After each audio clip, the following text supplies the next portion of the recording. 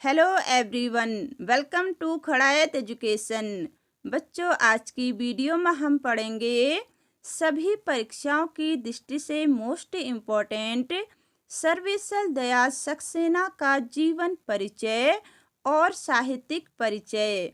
इससे पहले की वीडियो में हमने सूर्यकांत त्रिपाठी निराला, जयशंकर प्रसाद, सुमित्रा नंदन पंत आदि अनेक कवियों का जीवन परिचय और साहित्यिक परिचय को डिटेल में पढ़ाया हुआ है।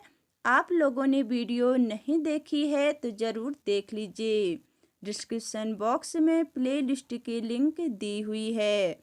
बच्चों, सर्वेश्वर जी का जीवन परिचय सभी क्लास के बच्चों के साथ ही कंपटीशन की तैयारी करने वाले सभी बच्चों के लिए मोस्ट इम्पोर्टेंट है।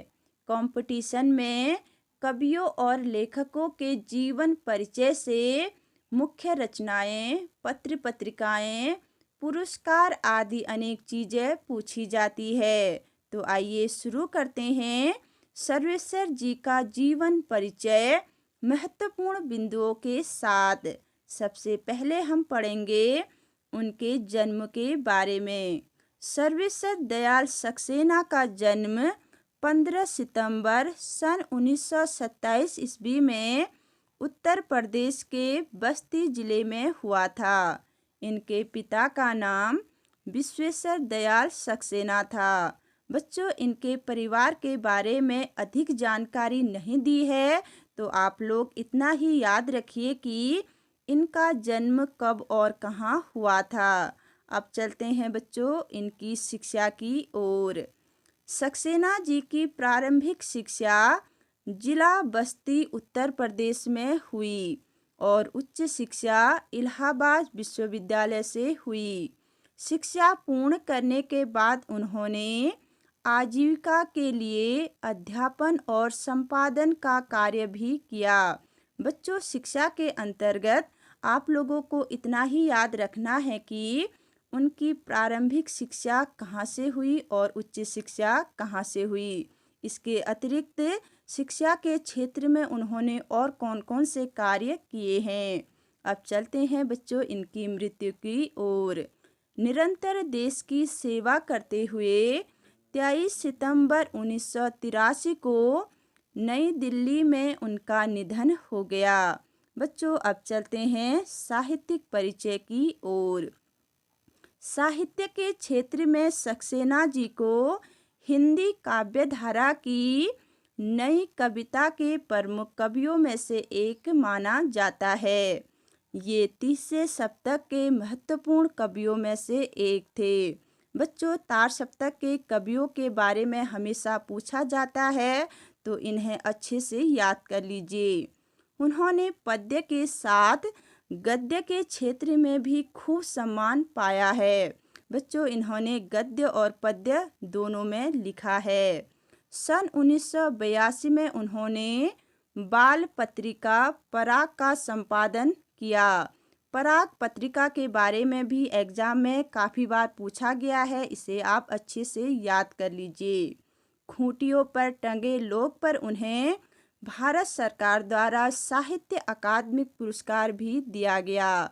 दिनमान पत्रिका में उन्होंने चर्चे और चरखे नाम से एक स्तंभ लिखा था, जो लोगों के द्वारा अत्यधिक पसंद किया गया। बच्चों, जो भी यहाँ पर बिंदु दिए गए हैं ये सभी इम्पोर्टेंट है, ये हमेशा एग्जाम में पूछे जाते हैं, तो इन्हें अच्छे से नोट कर लीजिए। बच्चों, अब चलते हैं इनकी रचनाओं की ओर।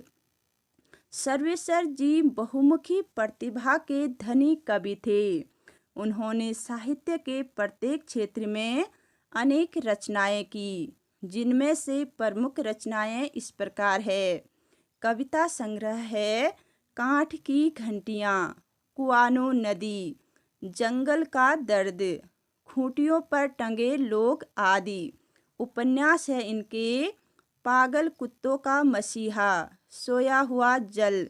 कहानी संग्रह है लड़ाई। नाटक है बकरी। बाल साहित्य है भों भों खों खों, बतूता का जूता, लाख की नाक। लेख संग्रह है चर्चे और चरखे। बच्चों, चर्चे और चरखे, पागल कुत्तों का मसीहा, लड़ाई, कुआनो नदी, खूंटियों पर टंगे लोग, ये रचनाएं और बार बार पूछी जाती हैं। बच्चों, अब चलते हैं काव्यगत विशेषताओं की ओर।